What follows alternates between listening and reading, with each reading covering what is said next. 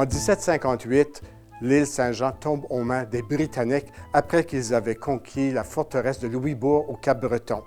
Les Britanniques décident alors de déporter en France tous les habitants français et acadiens de l'île Saint-Jean.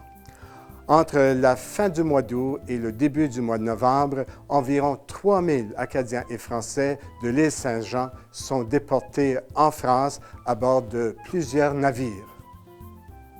Parmi les quelques 3000 déportés, environ la moitié vont mourir pendant la traversée de l'océan Atlantique.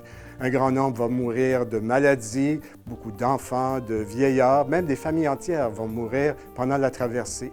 Mais un grand nombre va aussi mourir par la noyade parce que 3 des navires qui les transportaient en France ont coulé.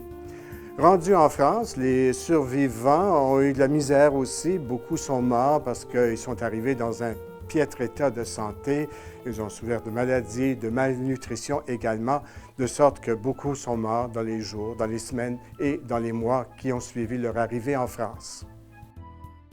Parmi ces survivants en France, un certain nombre vont s'établir de façon permanente dans ce pays, mais d'autres vont être recrutés pour aller s'établir dans des colonies françaises dans les Caraïbes, comme la Martinique, Haïti, la Guadeloupe.